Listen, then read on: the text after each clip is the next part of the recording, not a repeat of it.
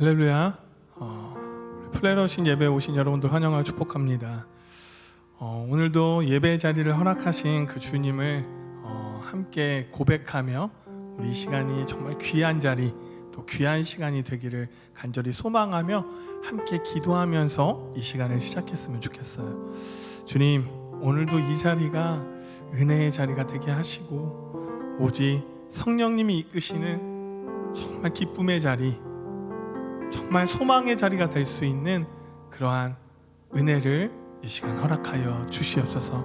이런 마음을 가지고 함께 기도하면서 오늘의 예배를 열길 원합니다. 함께 기도하며 나아갑니다. 주님 함께하여 주시옵소서.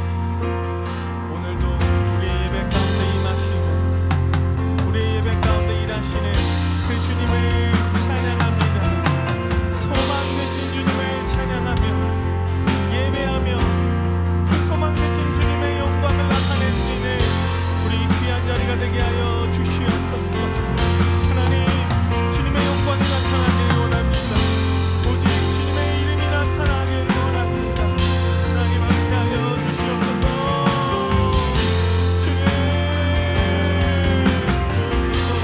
주님 도와주시옵소서. 오직 주님만을 바라보면서 나아갑니다. 오늘도 이 귀한 자리, 하나님이 역사하시는 이 자리가 은혜의 자리가 되고 축복의 자리가 되게 하여 주시고 예배자들의 발걸음을 인도하여 주셔서 오늘도 주님에게 예배하는 그러한 은혜의 축복을 허락해 주시는 예배가 될 수 있도록 하나님 인도하여 주시옵소서. 주님 인도하여 주시옵소서.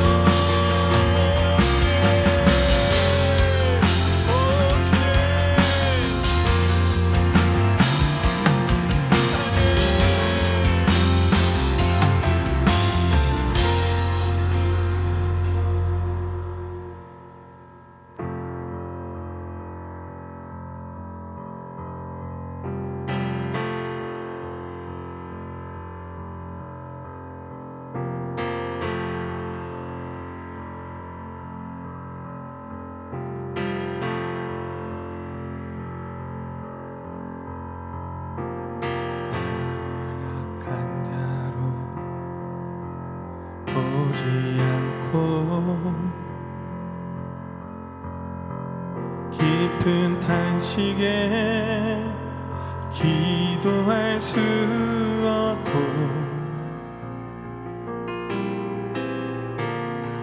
저연한 내 안에 속사람은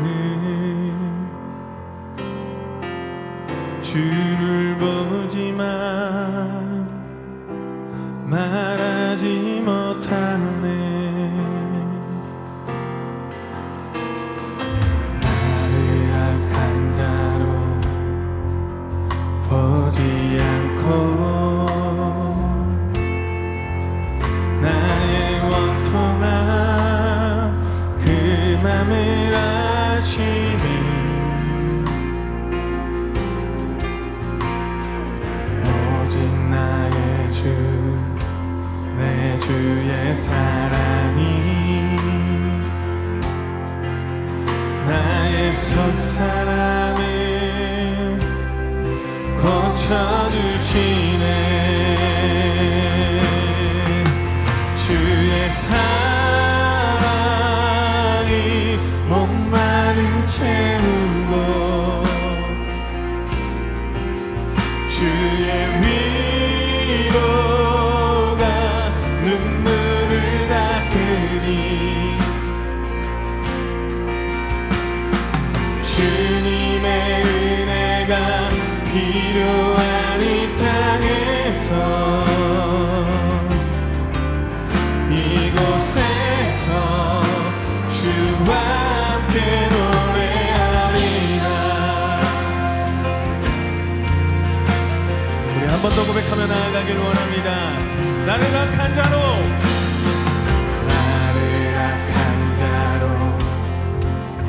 보지 않고 나의 원통함 그 맘을 아시니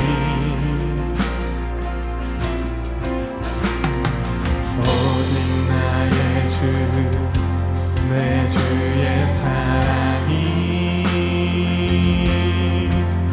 나의 속삭임을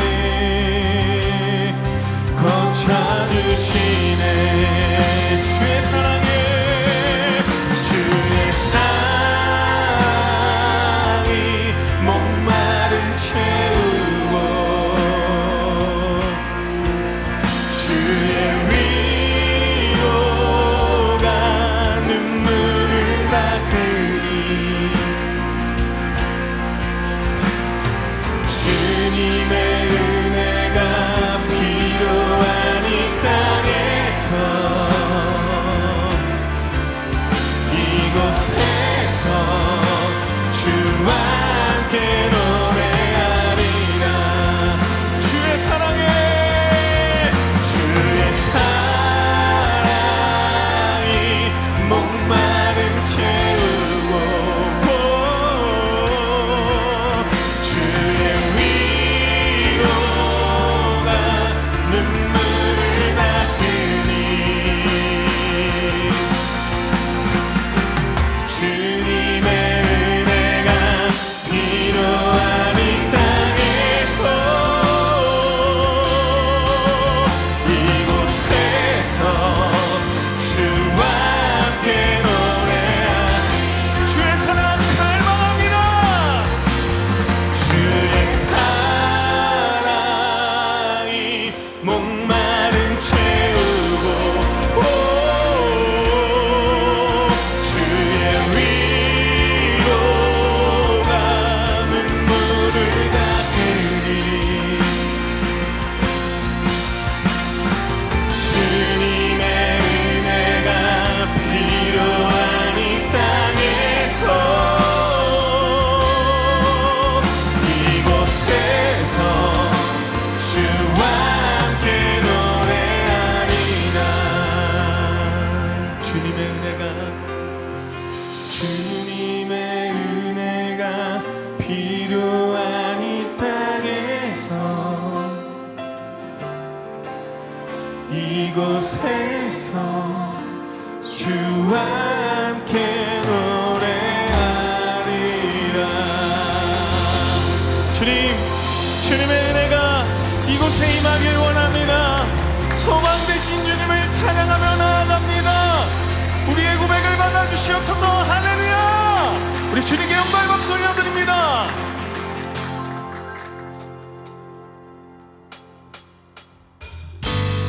우리 모두 일어나서 반석되시고 그 신실하신 그 하나님을 우리 기뻐 찬양하길 원합니다. 할렐루야. 나의 반석이신 하나님 행하신 모든 너 완전하시니 나의 생명 되신 하나님 내게 행하신 늘 찬양합니다. 신실하신 하나님 실수가 없으신 좋으신 나의 주 신실하신 하나님 실수가 없으신 좋으신 나의 주. 아멘. 우리 다시 한번 고백합니다.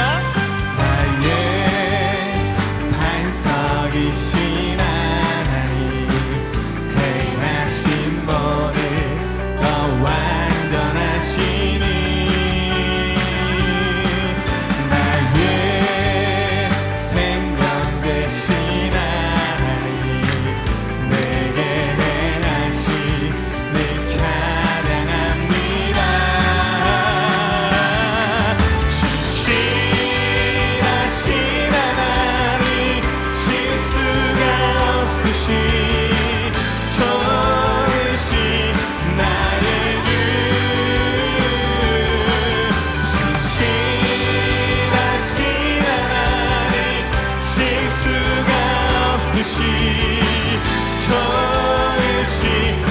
한번 찬양합니다. 나의 반성이신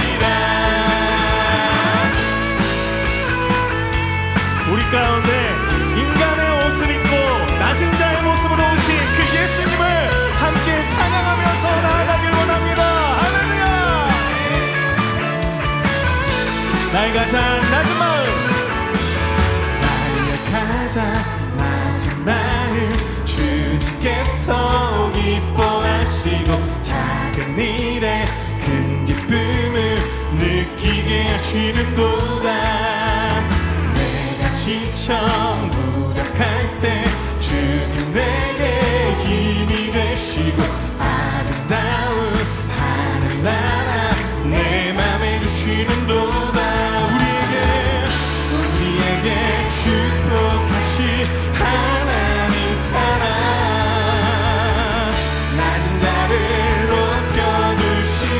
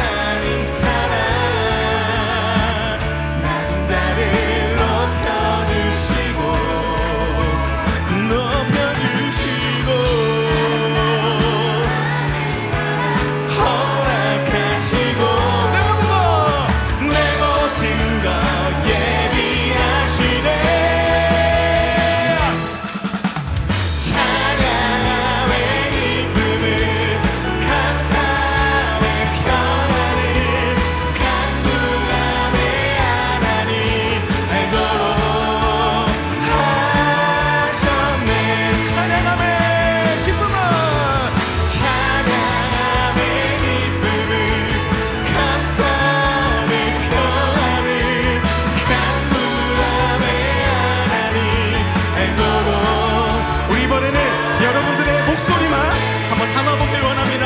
찬양하네.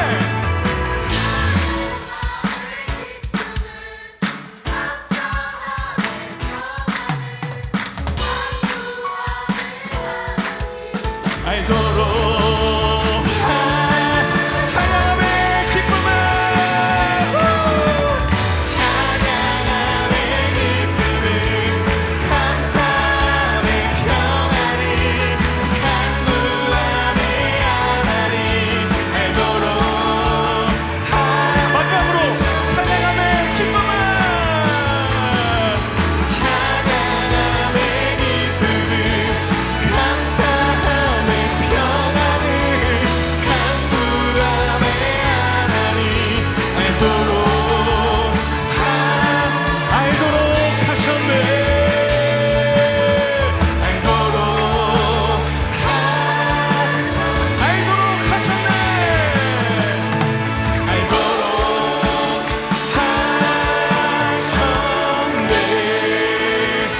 우리에게 큰 축복을 허락하시고 우리에게 큰 은혜를 허락하신 주님께 영광 박수 한번 올려드립니다. 할렐루야.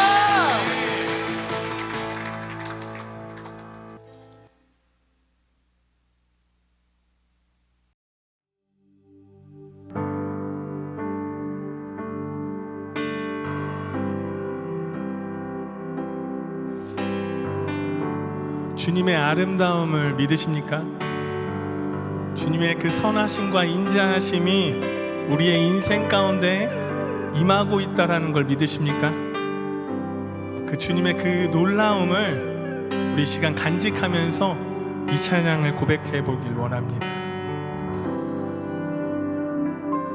주의 아름다움은 말로다 영원할 수 없고 주님의 그 놀라우심은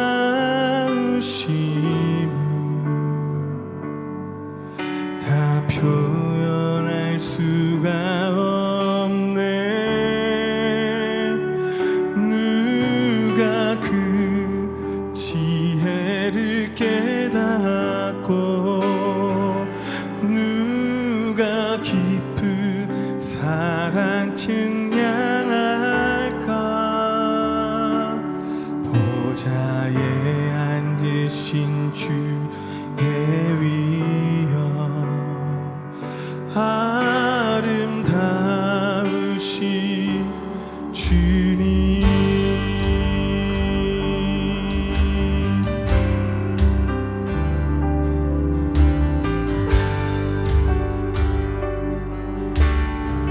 함께 고백합니다. 주의 아름다움은 말로다 영원할 수 없고 주님의 그 놀라우심은 다 표현할 수가 없네.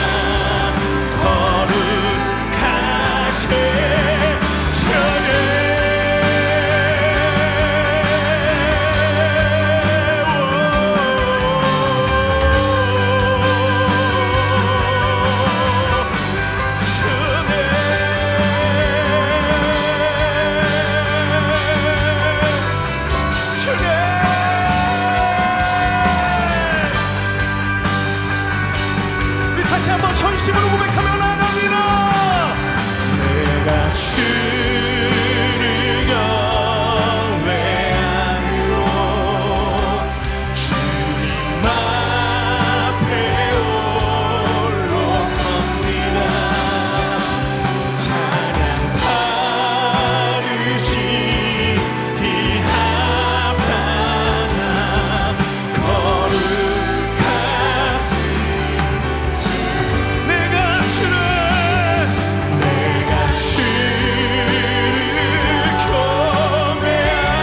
경외함으로 주님 앞에 홀로 섭니다. 찬양 바르시기 합당한 거룩 그 주님의 사랑을 노래하며 갑니다. 하나님 사랑 그 사랑 날 자유케 하네. 하나님 사랑 그 사랑 날 회복해 하나네. 하나님 사랑 그 사랑 날 자유케 하네. 하나님 사랑 그 사랑 날 우리 마지막으로 한 번 더 고백하며 나아갑니다. 하나님 사랑 그 사랑 날 자유케 하네. 하나님 사랑 그 사랑 날 회복 우리 이 시간 함께 기도하며 나아가길 원합니다.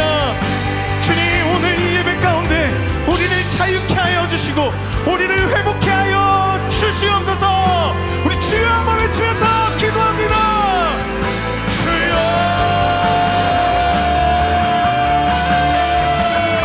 주님 오늘도 우리 예배 가운데 자유케 하시며 회복케 하여 주시옵소서.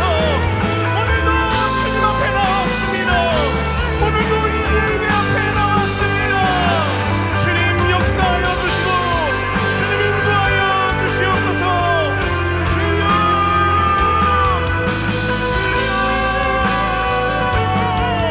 하나님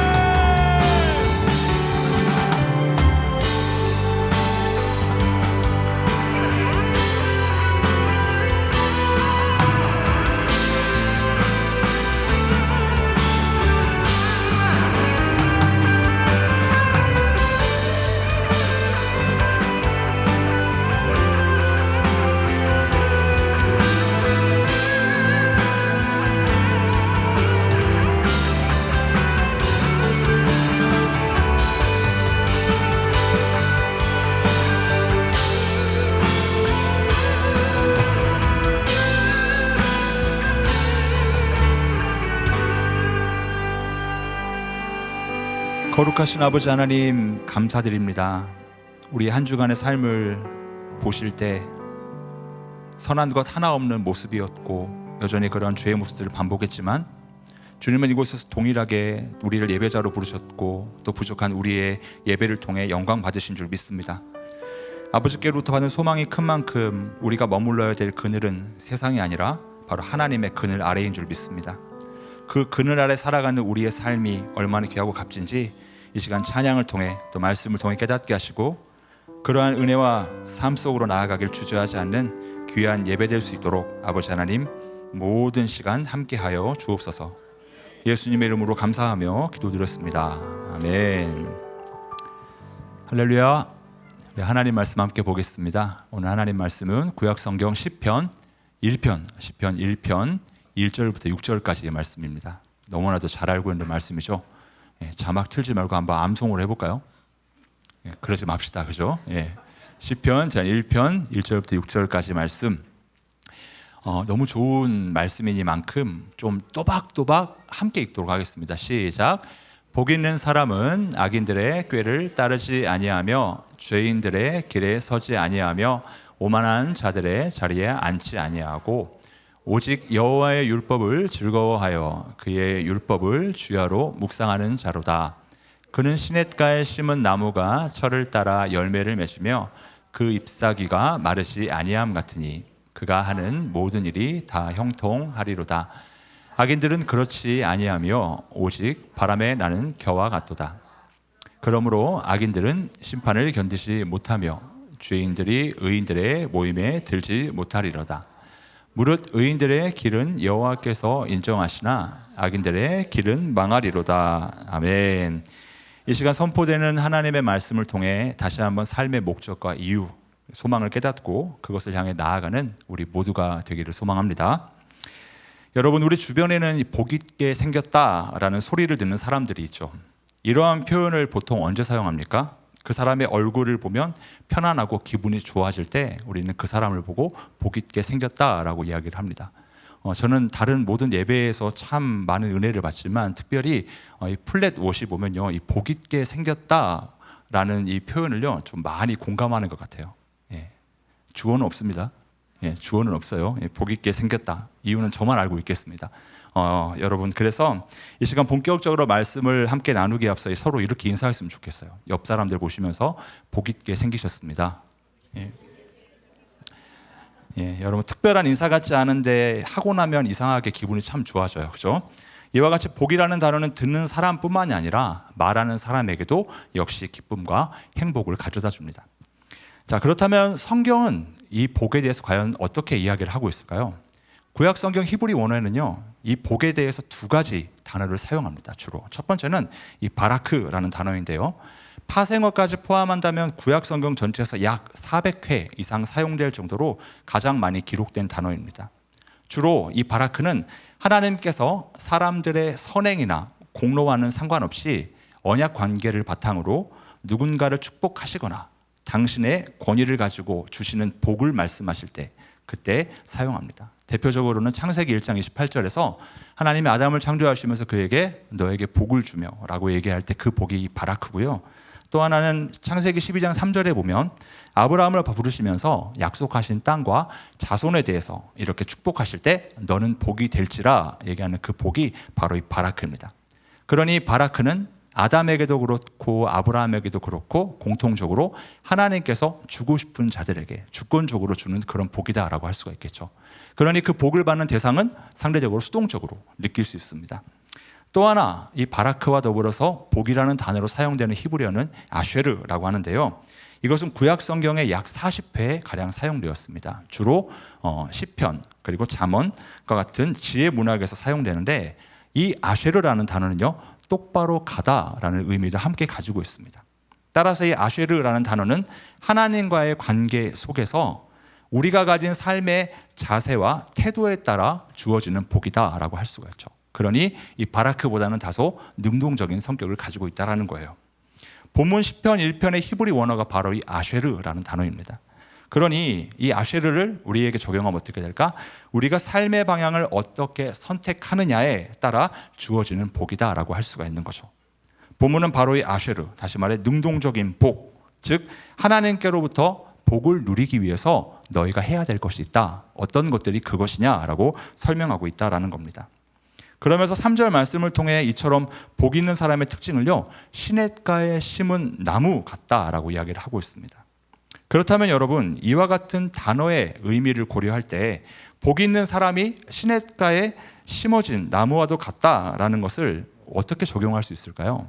그것은 늘 충분한 수분을 공급받아 푸르고 싱그러운 생명력을 뽐내는 시냇가에 심은 나무처럼 믿음의 사람 역시도 어디에 뿌리를 내려야 된다? 하나님의 은혜라고 하는 충분한 수분을 공급받고 언제나 생명력 있게 살아가고 이를 바탕으로 선한 열매를 맺는 삶, 그것이 바로 시냇가에 심은 나무와도 같은 삶이다 할 수 있을 것입니다.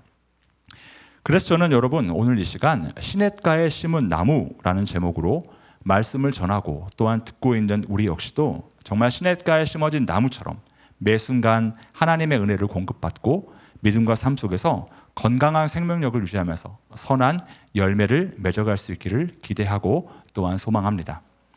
하지만 중요한 건 이처럼 시냇가에 심어진 나무와도 같은 믿음과 삶으로 나아가기 위해 우리가 경계하고 조심해야 될 것들도 있다라는 거예요.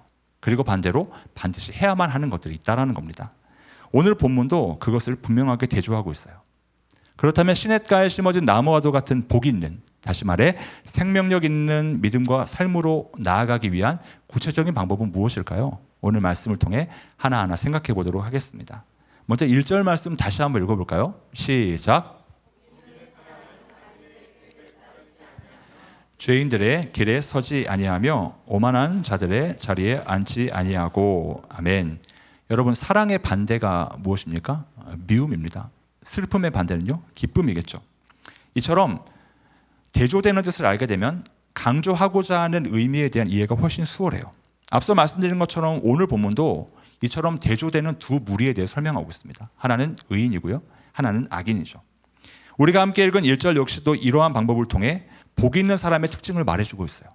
복 있는 사람의 특징은 뭐냐면 오늘 말씀을 보니까 뭐뭐하지 않는 사람이다라고 표시가 되어 있습니다. 첫 번째는 악한 자들의 방법을 따르지 않는 사람, 두 번째는 죄인들의 삶을 본받지 않는 사람, 세 번째로는 남을 조롱하는 자들의 자리에 앉지 않는 사람이다 라고 이렇게 정의를 하고 있죠.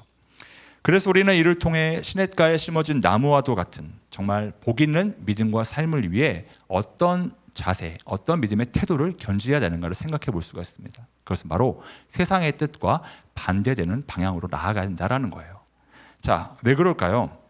물론 이를 절대적이다, 일반화할 수는 없겠지만 우리가 세상의 논리, 세상의 방식은 어떤 겁니까? 남들을 속이고 기망하고 또 남들보다 더 가지기 위해서는 어떻게 해야 돼요? 나를 더 생각하고 나를 더 챙겨야 된다는 겁니다. 하지만 오늘 말씀에는 그러한 것들을 뭐라고 얘기해요? 하지 않아야 된다라고 얘기를 하고 있죠. 다시 말하면 내 것을 챙기기 위해 혹은 내 것을 더 누리기 위해서 숨기고 속이고 빼앗고 하는 이 모든 일체의 잘못된 세상의 방식을 따르지 말라라는 거예요. 하지만 생각해보면 그렇기 때문에 믿음의 사람인 우리는 참 많이 손해봅니다. 참 많이 괴롭습니다. 삶에 있어서 손해를 보기도 하죠. 왜요? 죄인들의 자리에 서면 안 되니까. 또 남을 조롱하는 자리에 있어서도 안 되니까. 그러다 보니 어떻습니까? 버겁기도 하고 억울한 순간도 참 많습니다. 그래서 때로는 이 믿음 생활하는 게 과연 의미가 있나? 라고 회의적이 되기도 하죠. 그럼에도 불구하고 여러분, 우리가 이와 같이 세상의 뜻과 반대되는 방향을 선택하고 그곳을 향해 나아가야 되는 이유는 과연 무엇이라 할 수 있을까요? 자, 요한복음 16장 33절은 우리에게 분명한 답을 제시합니다. 함께 읽겠습니다. 시작. 너희로 내 안에서 평안을 누리게 하려 함이라. 세상에서는 너희가 환난을 당하나 담대하라, 내가 세상을 이기었노라. 아멘. 자, 우리 예수님께서 제자들에게 하신 말씀 중에 승리 방식이 담겨 있죠. 그것은 낮아짐을 통한 높아짐을 경험하라라는 거예요. 세상에서는 환난을 당하나 담대하라, 내가 세상을 이겼다. 주님께서 이 세상을 승리하신 방식은요, 철저하게 실패하시는 거였어요. 철저하게 죄인의 멍에를 짊어지는 것이었습니다. 하지만 그것을 통해 부활의 승리를 이끌어내셨고요, 그것을 통해 우리를 죄와 사망의 노예가 아닌 의와 생명의 권세를 가진 의로운 자들로 바꿔주셨기 때문이다라는 거죠. 즉 주님께서 우리에게 보여주신 축복이 바로 이 아쉐르의 축복이다라는 것. 주님은 자신이 가지고 있는 신적 권위를 가지고 이 세상을 다스리지 않으셨다라는 거예요. 철저하게 인간이 되셨고 인간이 할 수 있는 한계를 끝까지 갱신하시면서 그것을 견제하시면서 승리를 이뤄내셨다라는 거예요. 그러므로 사랑하는 여러분, 결국 세상의 가치와 그리고 세상의 유익은요, 우리를 죄악으로 인도할 뿐입니다. 하지만 그것을 얻지 못하더라도 주님께서 말씀하신 것처럼 겸손과 사랑, 인내와 순종 등 세상과 전혀 다른 방식과 가르침을 통해 주님께서 우리에게 주시는 것이 뭘까요? 그것은 바로 구원과 영원한 하나님 나라의 소망인 줄 믿습니다. 그 소망이 없으면 결국 우리가 살아가는 이유와 목적이 없다라는 거예요. 저도 사람인지라 좋은 것 갖고 싶고 누리고 싶죠. 근데요, 저도 음악을 하는 사람이니까 기타를 사서 누리는 기쁨은요, 이틀 안 가더라고요. 맛있는 거 먹으면 반나절도 안 갑니다. 결국은 세상에서는 계속 무언가를 바라고 누리고 얻으려고 해도 그 끝은 허무한 뿐이다라는 겁니다. 그래서 생각을 바꿔야죠. 그러면 영원한 기쁨, 영원한 소망을 찾아 나가는 것, 그것이 더 현명한 길 아니겠습니까? 주님께서 그것을 우리에게 보여주셨습니다. 세상에서는 너희가 환난을 당하나 담대하라, 내가 세상을 이겼다라는 거예요. 그러니 여러분, 환난의 시간이 찾아오고 버겁고 억울한 순간이 찾아올 때마다 오히려 감사하실 수 있기를 주님의 이름으로 권면합니다. 그때야 비로소 하나님이 나를 통해 얼만큼 더 선한 일을 이루길 원하시는지 캐치할 수 있기 때문이죠. 그러므로 여러분, 이제 우리 믿음과 삶은요, 세상의 뜻과 정방향으로 나가는 게 아니라 역방향으로 나감으로써 하나님과 더 가까워져야 될 줄 믿습니다. 자, 이번에는 2절 말씀을 제가 읽겠습니다. 오직 여호와의 율법을 즐거워하여 그의 율법을 주야로 묵상하는도다. 아멘. 자, 복 있는 인생으로 나아가기 위해 시인은 이렇게 도전합니다. 언제나 여호와의 율법을 즐거워하여 그것을 묵상하라. 즉 하나님의 말씀을 거울 삼아 살아가는 인생이 되라는 것이죠. 그래서 우리는 이와 같은 시인의 도전으로부터 시냇가에 심어진 나무와도 같은 복 있는 믿음과 삶으로 나아가려면 어떠한 믿음과 삶의 태도를 견지해야 되는가? 두 번째 깨달음을 얻을 수가 있죠. 그것은 바로 매 순간 하나님의 말씀을 묵상하는 인생이 되는 것인 줄 믿습니다. 자, 그 이유가 무엇이겠습니까? 정답은 우리가 익히 잘 알고 있는 말씀에 있어요. 여러분들의 믿음의 수준을 제가 알기 때문에 슬라이드를 준비하지 않았습니다. 시편 119편 105절 말씀 함께 읽어볼까요? 시작. 주의 말씀은 내 발의 등이요 내 길의 빛이니이다. 아멘. 네. 믿지만 그래도 이만큼의 의심이 있어서 슬라이드를 준비하긴 했어요. 오늘 개인적으로 뒤에 정말 유기적으로 저와 한 몸이 된 것처럼 잘 넘겨주시는데 너무 감사합니다. 우리 대희 형제에게 저런 은사가 있는지 몰랐네요. 드럼만 잘 치는 줄 알았는데 PPT 너무 잘하네요. 자, 여러분, 주의 말씀은 내 발의 등이요 내 길의 빛이다. 사랑하는 여러분, 여러분은 이 말의 진리를, 이 말의 가치를 알고 누리십니까? 말씀 안 보시나 봐요. 그렇죠? 말씀 보시면 아멘이 바로 나와야죠. 자, 그렇다면 이렇게 등불이며 길이 되시는 하나님의 말씀이 우리의 삶에 구체적으로 어떠한 영향을 미치는 것인가? 우리가 디모데후서 3장 17절부터 16절부터 17절은 그 이유를 설명해 주고 있죠. 하나님의 말씀이 어떤 효능감이 있다? 하나님의 감동으로 되었기 때문에 뭐라고 이야기를 하고 있습니까? 무엇이 악한 일인지 선한 일인지도 구분하지 못하게 하는 세상의 잘못된 가치관과 생각들로 인해 하나님을 믿지 못하고 떠나게 하는 많은 오리로부터 우리를 보호하는 절대적인 기준이 말씀이다라고 성경은 분명히 이야기를 하고 있습니다. 그래서 시인은 이처럼 하나님의 말씀에 대한 묵상이 시냇가에 심겨진 나무와도 같이 하나님의 뜻 아래 사는 복 있는 인생으로 살아가는 데서 제일 중요한 본질이다라고 이야기를 하고 있는 것이죠. 그렇기 때문에 뭐라고 이야기합니까? 하나님의 율법을 즐거워하여 그 율법을 주야로 밤낮으로 묵상을 해야 된다라고 이야기를 하고 있어요.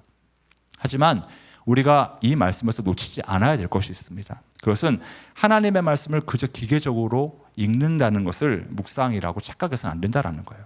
자, 왜 그러냐면 이 묵상이라고 사용된 히브리 원어는 예흐게인데 이 원형은 하가라고 이야기합니다. 그래서 하가, 이 묵상이라는 단어는 우리가 일반적으로 기억하고 있는 묵상의 의미와도 같은 생각하다 혹은 읽다라는 뜻을 가지고 있지만 여기에 하나가 더 있어요. 이 하가는요, 신음하다, 중얼거리다라는 뜻도 가지고 있는 거예요. 중얼거리다, 신음하다. 즉 이 말씀을 붙들고 어떻게 신음할 줄 알아야 되고 이 말씀을 내가 잊어버리지 않고 삶에 적용하기 위해 계속해서 되뇌어야 된다는 겁니다. 다시 말하면 하나님의 말씀을 볼 때 어떻게 봐야 된다?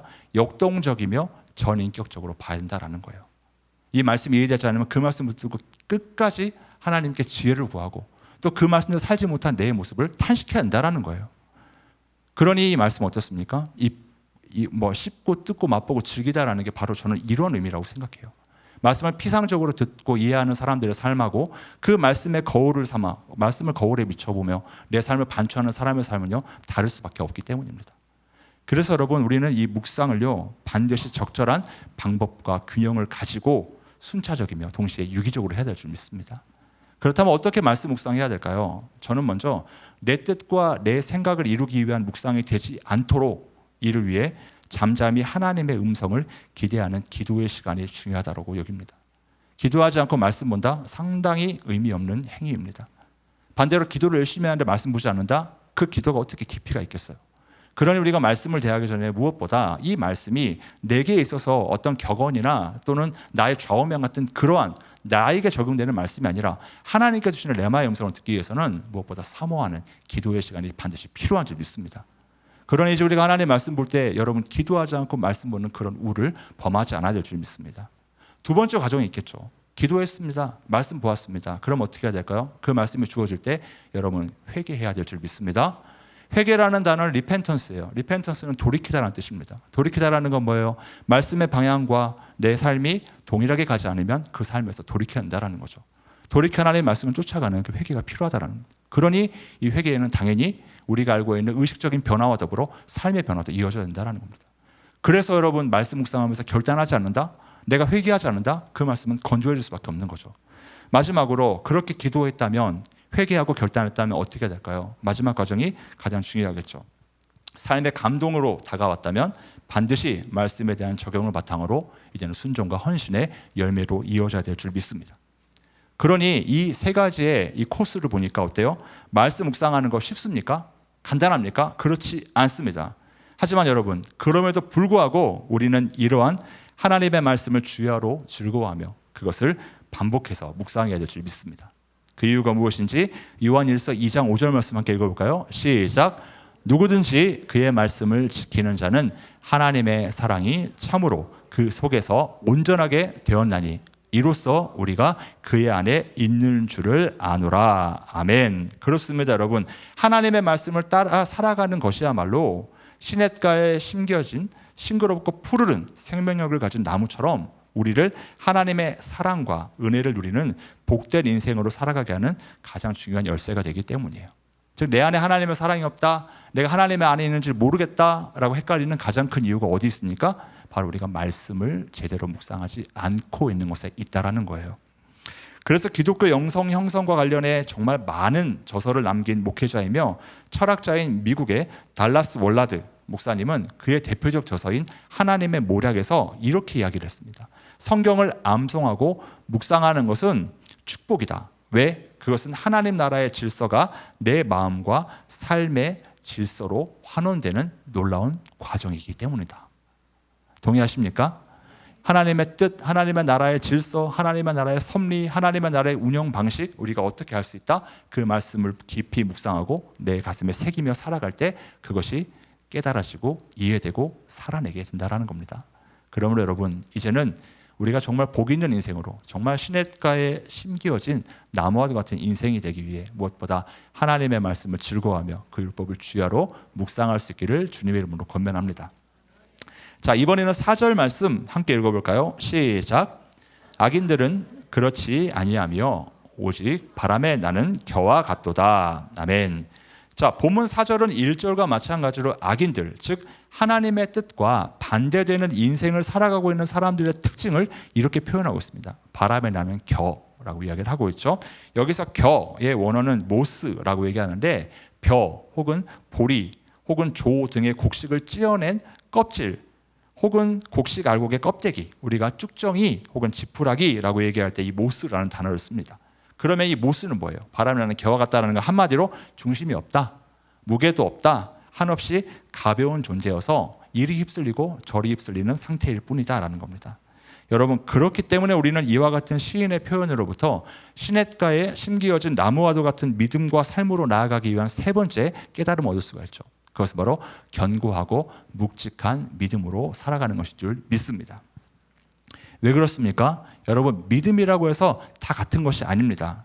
우리는 그것을 마태복음 13장, 마가복음 4장, 그리고 누가복음 9장에 등장하는 예수님의 씨 뿌리는 비유로부터 찾을 수가 있죠. 동일하게 하나님의 말씀이라고 하는 그 씨앗이 주어져도 거기 네 단계로는 아닙니다. 첫 번째는 길가, 두 번째는 돌밭, 그리고 가시떨기, 마지막으로 좋은 땅이 나오죠. 즉 환경, 다시 말해 내 마음의 상태에 따라 성장하는 것도 거기로부터 나오는 열매 역시 다르기 때문이다라는 거예요. 자, 하나님의 말씀이라고는 동일한 씨가 뿌려져도 내 마음밭이 길가와도 같다면, 혹은 돌밭과도 같다면, 혹은 가시떨기와도 같다면 잠시의 성장은 경험할 수 있으나 그것이 생명으로 이어지지 못한다라는 거예요. 그러니 믿음이라고 해서 다 같은 믿음이겠습니까? 다 같은 하나님의 말씀을 듣는다고 해서 다 똑같이 사는 게 아니잖아요. 그렇기 때문에 우리가 바람에 나는 겨와도 같은 그렇게 가볍고 무의미한 믿음이 되지 않기 위해서는 무엇보다 하나님의 말씀이라고 하는 그 씨가 뿌려졌을 때 내가 좋은 땅이 되기 위해 그 밭을 기경하는 노력이 필요하다라는 겁니다. 마찬가지로 길가, 돌밭, 가시떨기에 뿌려진 씨처럼 그저 바람에 나는 겨와 같은 가볍고 흩날리는 믿음은요, 무의미할 수밖에 없습니다. 이 바람의 원어 히브리어 이 루아흐는 공기에 보이지 않고 만질 수 없는 특성을 강조하여 사용한 단어입니다. 그래서 전도서나 잠언에 보면요, 이 모스를요, nothing, 즉 아무것도 아니다, 공허하다라는 용례로 사용해요. 그러니까 믿음을 가지고 있지만 이 모스라는 단어가 쓰여졌다는 건 어떤 믿음이다? 아무 의미 없는 믿음일 뿐이다라는 거죠. 그렇다면 여러분, 이와 같은 관점으로 본다면 우리에게서 이처럼 무의미한 바람 같은 것은 과연 무엇이라 할 수 있을까요? 앞서 말씀드린 것과 같은 세상의 가치관과 방식이에요. 그래서 예수님께서는 요한복음 18장 36절 상반절 말씀을 통해 이렇게 말씀하셨죠. 이 나라는, 내 나라는 이 세상에 속한 것이 아니다. 다시 말해 하나님의 나라는 이 세상의 운영 방식과 통치 기준과 다르다라는 것을 분명히 선포하고 계신 것입니다. 그러므로 우리는 본문 속 바람에 나는 겨와도 같이 무의미한 것으로 점철된 세상이 아니라 바로 하나님의 나라와 그분의 뜻에 우선순위를 두고 살아가야 하는 것입니다. 그래서 저와 여러분에게는 바람과도 같은 이 세상 속에서 가볍고 흔들리는 믿음이 아니라 견고하고 묵직한 믿음이 필요한 줄 믿습니다. 그래서 우리에게는 또 다른 바람이 필요하다는 거예요. 그 바람이 무엇입니까? 사도행전 2장 2절부터 4절 말씀에 우리가 이렇게 알고 있죠. 바로 성령입니다.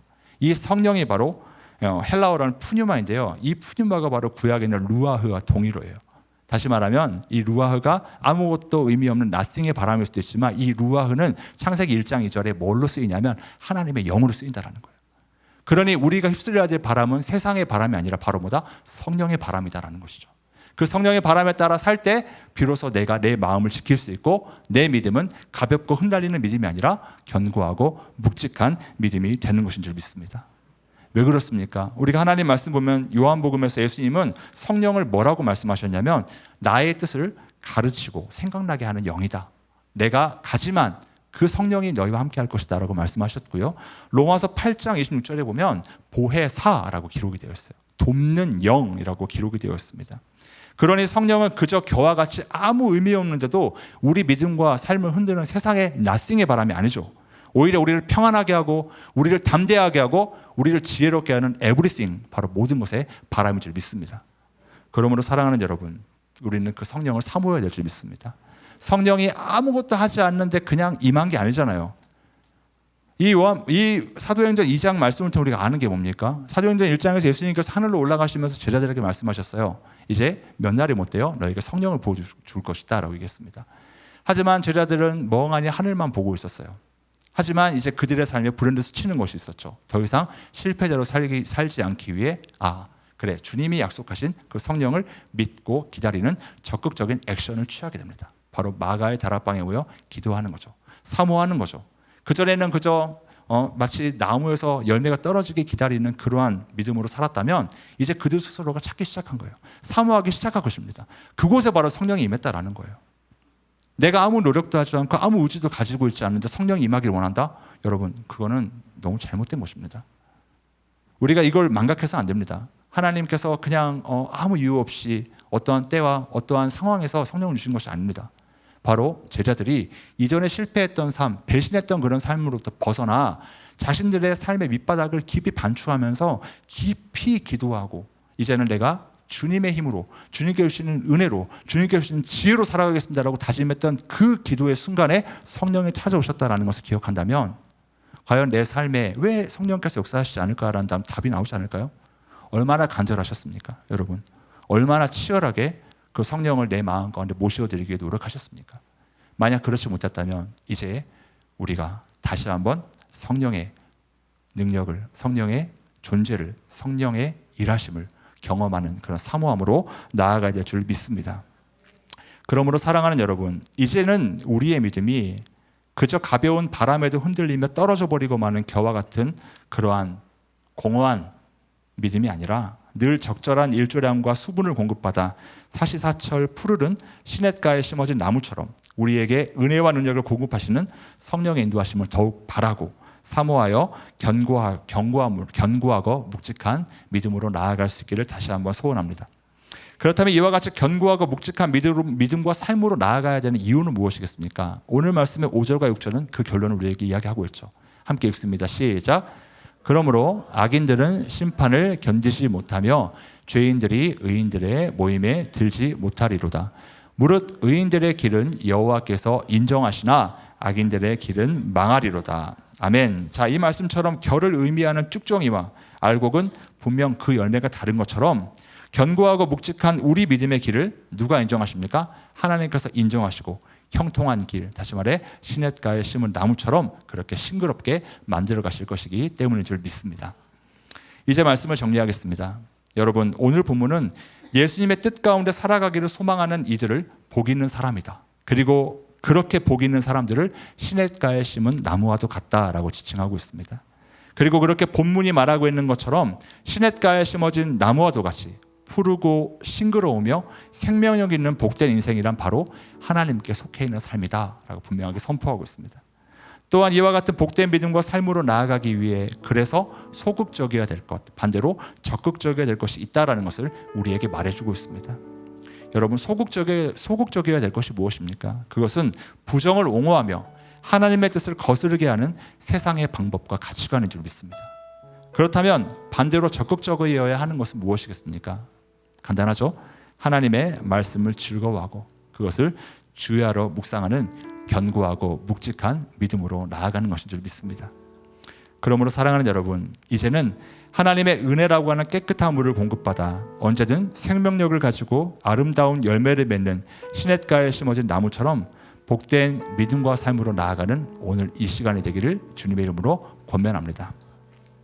여러분, 그래서 우리 함께 찬양하고 기도했으면 좋겠습니다.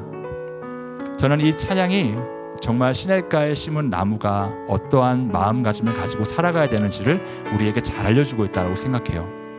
시냇가에 심은 나무처럼 복 있는 인생은요, 오직 주님만이 저의 전부이십니다. 오직 주님만이 저의 삶의 이유가 되십니다. 오직 주님만이 저의 삶의 목적이십니다. 오직 주님, 오직 주님, 오직 주님만 바라보는 인생인 줄 믿습니다. 오늘 이 시간 우리에게 그러한 결단이 있기를 원합니다. 오직 주님만이 우리의 산성이요, 우리의 요새요, 내가 의지할 바위가 되신 줄 믿습니다. 우리 함께 찬양하면서 함께 기도하며 나아갔으면 좋겠습니다. 찬양합시다. 나의 영혼이 잠잠히. 광고 말씀하도록 하겠습니다. 플래더십 예배는요 7시 50분에 이 자리에서 함께 드립니다. 조금만 일찍 오셔가지고 우리 기도하면서 이 예배를 좀 열었으면 좋겠거든요. 함께 기도하면서 이 예배를 열면서 하나님께 간구하는 우리 예배자들이 되기를 소망합니다. 저희는 또 함께 예배하고 함께 예배를 세워가는 우리 공동체 지체들을 모집하고 있습니다. 또 기도로, 또 안내로, 또 찬양팀으로, 또 촬영팀으로, 영상팀으로 이렇게 저희가 모집하고 있으니까요. 혹시나 마음에 감동이 오신다면 저희에게 얘기를 해주시면, 아니면 인스타에 DM을 보내주시면 함께 이렇게 예배를 만들어갈 수 있도록 저희와 함께 좀 소통할 수 있는 창을 만들 수 있도록 좀 이렇게 저희가 함께 창을 열어보도록 하겠습니다. 여러분들 함께 좀 마음에 도전이나 감동이 오신다면 함께 연락해 주셨으면 좋겠습니다. 저희 또 유튜브 방송이나 더 전북 극동 방송 여러분 아시죠? 잊지 마셨으면 좋겠어요. 토요일 오전 11시, 그리고 저희 업로드되는 시간은 또 유튜브 업로드되는 시간은 수요일 6시입니다. 오후 6시 함께 영상으로 또 라디오로 함께 찬양하면서 예배하는 그런 예배자들, 저와 여러분들이 되기를 간절히 소망합니다. 자, 그리고 인스타그램, 저희가 인스타그램을 이번에 좀 계정을 좀 옮기게 됐어요. 하나 좀 조금 어려움이 있어가지고, 그래서 인스타그램 여러분들 꼭 클릭해 주시면 좀 너무 감사하겠습니다. 또 이것도 또 이렇게 막 비행기로 막 보내는 게 또 있더라고요. 저도 잘 인스타 잘 못하는데 좀 여러분들 옆에 또 이렇게 친구들 동료들이 있으면 좀 보내주셔가지고 저희 플래더십을 잘 이렇게 홍보해 주시면 감사하겠습니다. 그리고 또 사역 신청 게시판도 저희가 만들었거든요. 그래서 사역, 혹시 사역이나 또 이런 그 레슨이나 이런 것들 요청하실 분들이 있으면 거기에 신청서를 작성해 주시면 저희가 언제든지 연락드리도록 하겠습니다. 광고는 여기까지고요. 여러분들 우리 함께 일어나서 함께 여러분들 축복해 주는 시간 갖도록 하겠습니다.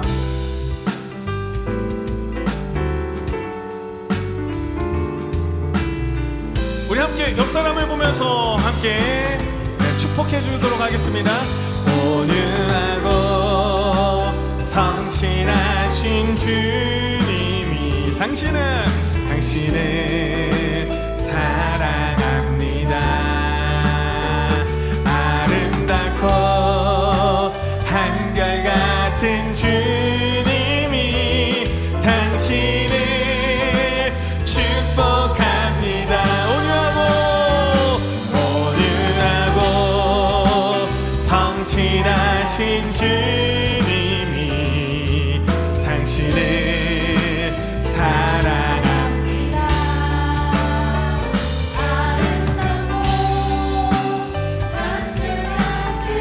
주님이 당신을 축복함. 우리 주님께 영광의 박수 올려드립니다. 아멘. 우리 마지막 찬양하고요, 세상 속으로 나아가길 원합니다.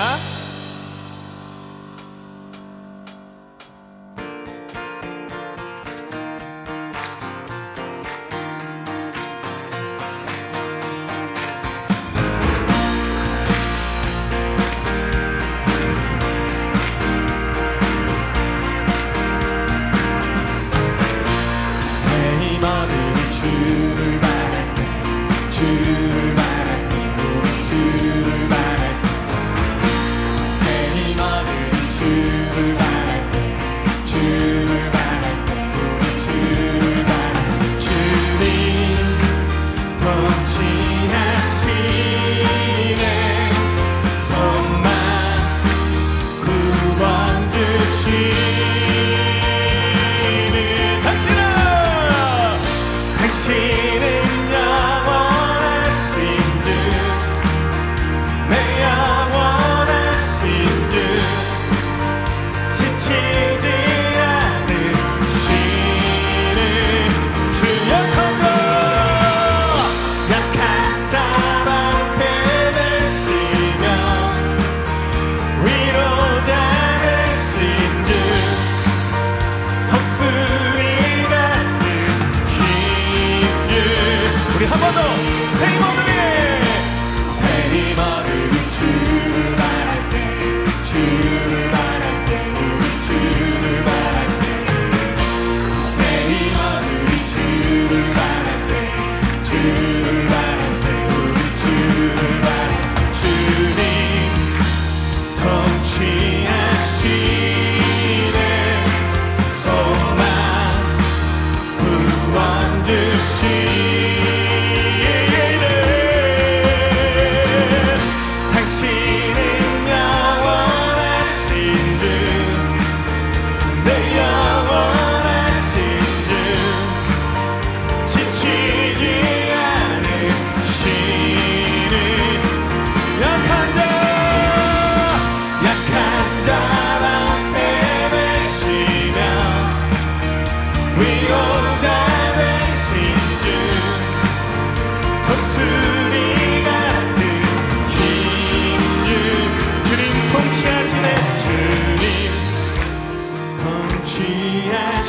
통치하시네 손만 구원 주시네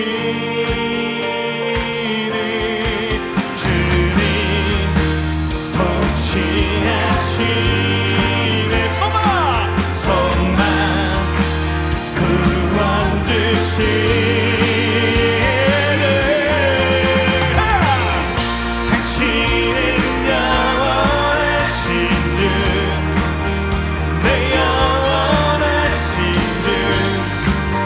지치지 않으시는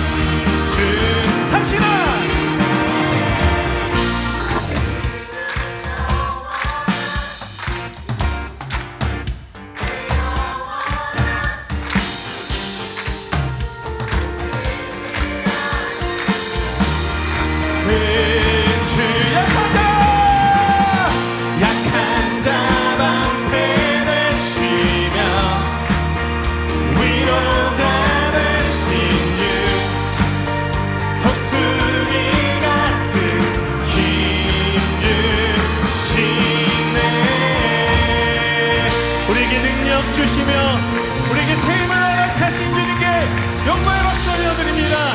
할렐루야. 말씀으로 찬양으로 기도로 새 힘 얻었으니 승리합시다. 기도하고 마치겠습니다. 지금은 우리를 죄악 가운데서 구원해 주신 우리 구주 예수 그리스도의 은혜와 그 아들을 아낌없이 우리를 위해 내어주신 하나님의 지극하신 사랑하심과 지금도 우리가 미처 구하지 못한 우리의 슬픔과 아픔, 고통과 괴로움까지도 하나님께 전달하신 성령님의 위로 교통 역사하심이 믿음과 삶의 자리에서 시냇가에 심은 나무처럼 하나님의 은혜라고 하는 적절한 수분을 공급받아 싱그러운 생명력으로 살아가기를 다짐하는 이곳에 모인 모든 예배자들의 믿음과 삶의 자리에 지금부터 영원히 함께 하시기를 간절히 기도드립니다. 아멘. 감사합니다.